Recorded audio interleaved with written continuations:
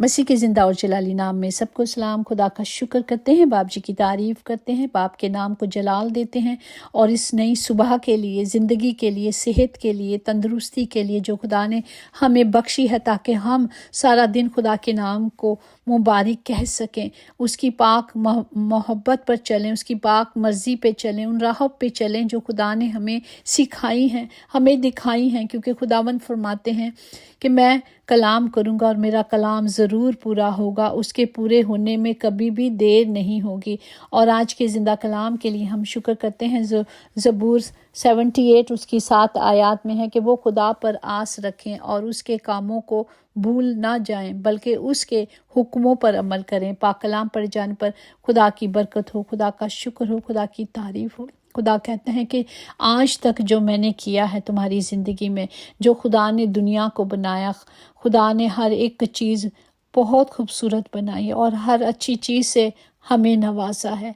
इन सांसों के लिए शुक्र करते हैं जो हमें दी गई हैं। हर एक बात के लिए मेरा और आपका खुदा सिर्फ हमसे शुक्रगुजारी चाहता है।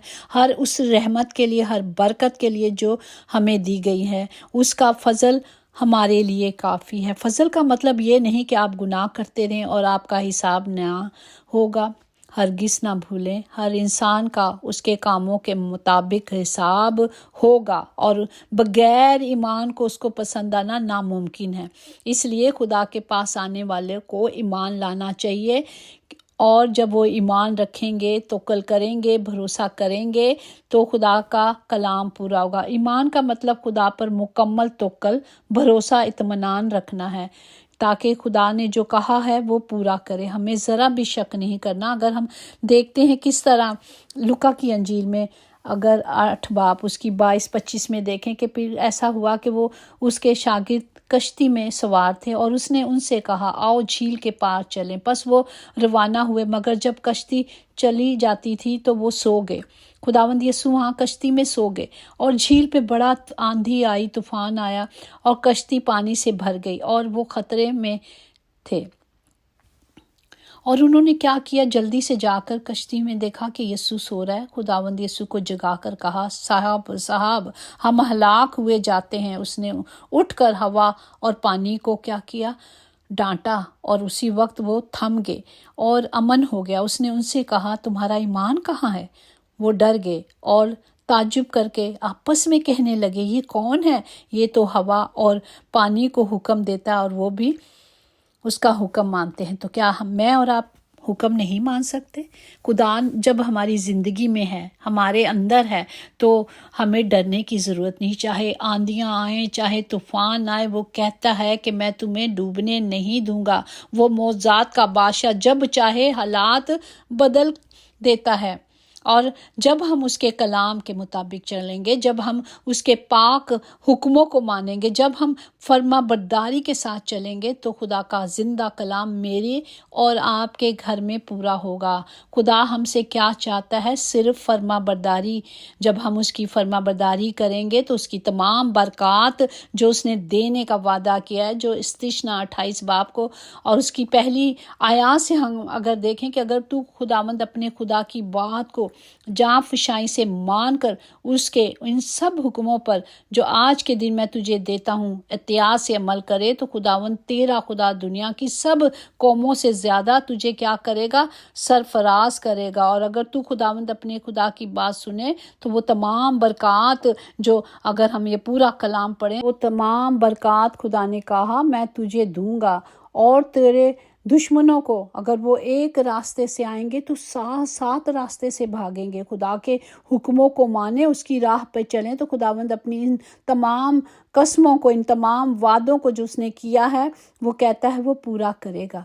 वो कहता है कि वो सब कुछ करने में कुदरत रखता है। अगर नाफरमानी करेंगे, नाफरमानी की ये सारी चीज़ें जो उल्टी हो जाएंगी, तमाम बरकतें लानत में ट्रांसफ़र हो जाएंगी, वो सब लानती हो जाएंगे। लेकिन जब हम उसके हुक्मों को मानेंगे, जब हम फर्मा बरदारी करेंगे, तो फर्मा बरदारी की बरक़ात हमें दी जाएंगी। और जो अगर नाफरमानी करेंगे, जो गुनाह है, और गुनाह की मजदूरी क्या है? मौत है। خدا نے کہا جب اگر تم ایسا کرو گے تو موت کے سائے کی وادی میں رہوگے، لیکن جب ہم خدا کی پاک حضوری میں جائیں گے، جو لوگ تاریکی میں چلتے تھے انہوں نے بڑی روشنی دیکھی، جو موت کے سائے کے ملک میں رہتے تھے ان پر نور ہوا۔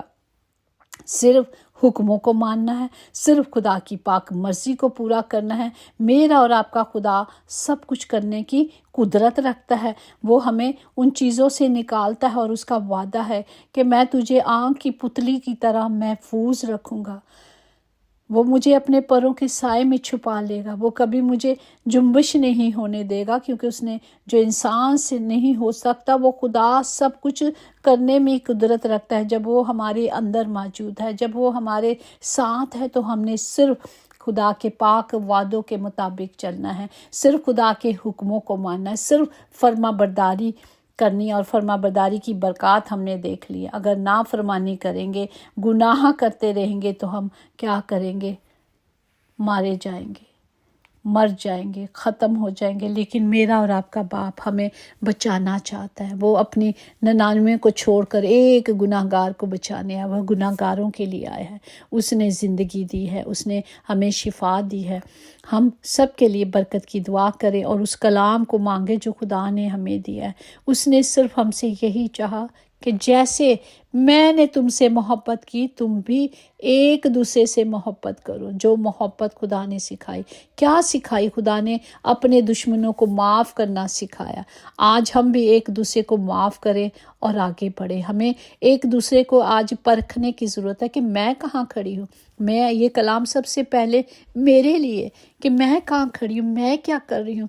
مجھے اپنے آپ کو پرکھنا ہے، مجھے اپنے آپ کو جانچنا ہے، تاکہ میں فرما برداری کروں اور بڑی احتیاط سے خدا کے حکموں کے مطابق چلوں۔ باتوں کو اس نے ہمارے باپ دادا کو حکم دیا کہ وہ اپنی اولاد کو ان کی تعلیم دے، تاکہ آئندہ پشتے یعنی وہ فرزند جو پیدا ہوئے ہوں گے یا ہو گئے ہیں ان کو جانیں، اور وہ بڑے ہو کر اپنی اولاد کو سکھائیں کہ وہ خدا ہی پہ آس رکھے اور خدا کے کاموں کو بھول نہ جائے، اور اگر ہم غلطیاں خطا کرتے ہیں تو وہ معاف کرتا اور بحال بھی کرتا ہے۔ ہمیں صرف اس کی پاک حضوری میں رہنا ہے۔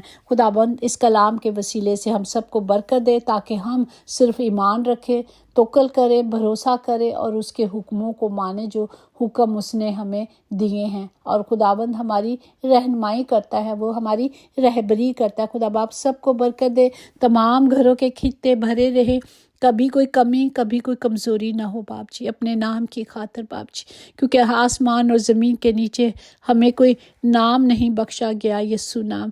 خدا باپ تمام گھروں میں آپ کی پاک حضوری کو، آپ کی معموری کو مانگتی ہوں، تاکہ خدا باپ کوئی بھی غلط کام نہ ہو، بلکہ صرف آپ کی پاک مرضی ہماری زندگیوں میں پوری ہو۔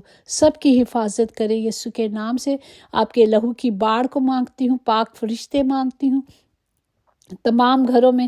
خدا باپ آپ کے جلال کو، جب ہم جلال کے تخت کے نیچے آ جاتے ہیں تو ہم جلالی بن جاتے ہیں۔ خدا باپ ہونے دے کہ آپ کا کلام ہم سب کی زندگی میں کام کرے، یسوع کے نام سے آمین۔ یقیناً بھلائی اور رحمت عمر بھر ہم سب کے ساتھ رہے گی، اور ہم ہمیشہ اپنے خدا کے گھر میں سکونت کریں گے، آمین۔ God bless you all.